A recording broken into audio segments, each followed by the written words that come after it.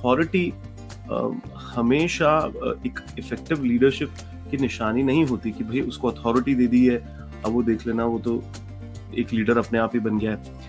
Leader किसी authority से इंसान नहीं बनता है, जितना आप इसको समझेंगे, क्योंकि पोजीशनल लीडरशिप की इतनी वैल्यू नहीं बताई गई है दोस्तों। फिर कहता हूँ आपको, पोजीशनल लीडरशिप की इतनी वैल्यू नहीं बताई गई है जितनी एक इन्फ्लुएंशियल लीडरशिप की वैल्यू बताई गई है, कि लोग सब इनको अपने आप ही लीडर मानते हैं, और एक है इनको लीडर बनाया गया है। दोनों में बहुत डिफरेंस है। तो हम ये कहते हैं कि लीडिंग विदाउट अ टाइटल, जो हम रॉबिन शर्मा की किताब पढ़ते हैं, और अभी जो मैं आपको बात बता रहा हूँ वो है कि लीडिंग विदाउट अथॉरिटी।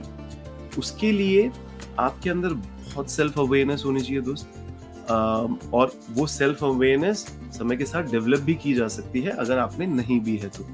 क्योंकि ये देखा गया है कि एक इंसान को खुद के बारे में ही नहीं पता होता, वो खुद को ही अंडरस्टैंड नहीं कर पाता, अपनी आइडेंटिटी को।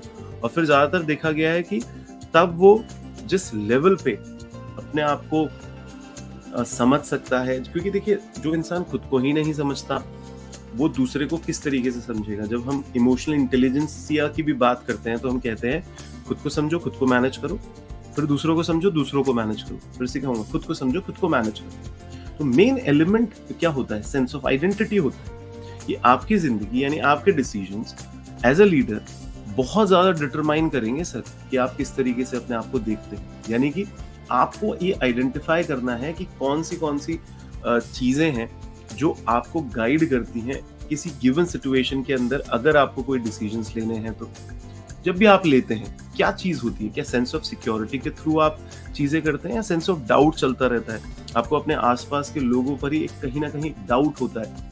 देखिए हमको नहीं पता वो किस तरीके का डाउट है। हम ये भी नहीं कह रहे कि हम आप पे कोई एलिगेशन लगा रहे, और हो सकता है आप ये कह के हट जाए, नहीं नहीं ऐसा तो कुछ नहीं।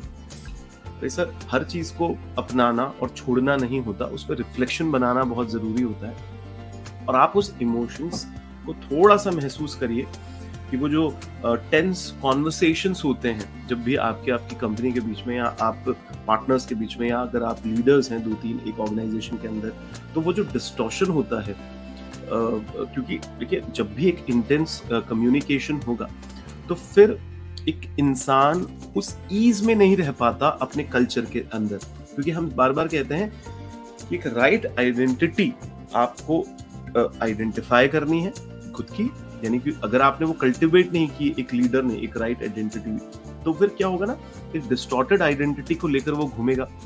और फिर क्या होगा, या तो वो बहुत कम सोचेगा बड़े बड़े मैटर पे, या फिर वो बहुत ज्यादा सोचेगा छोटे छोटे मैटर पे, है ना, कुछ भी हो सकता है। और हम कहते हैं बैलेंस बनाना बहुत जरूरी होता है। क्या आपको बड़ा क्लियर रहता है कि आपको कौन से गोल्स पूरे करने हैं? और ज्यादातर ऐसा देखा गया है कि हम जब बहुत ज्यादा खुद के बारे में लो समझते हैं, यानी एक लो सेल्फ एस्टीम होती है, एक अपने आप को 1.5 समझते हैं, एक हाई सेल्फ एस्टीम होती है, दोनों ही गलत होती है। हम कहते हैं सेल्फ एस्टीम रखो यार, ओवर कॉन्फिडेंट होने का भी क्या जरूरत है? क्योंकि अगर आप अनवर्दी हैं,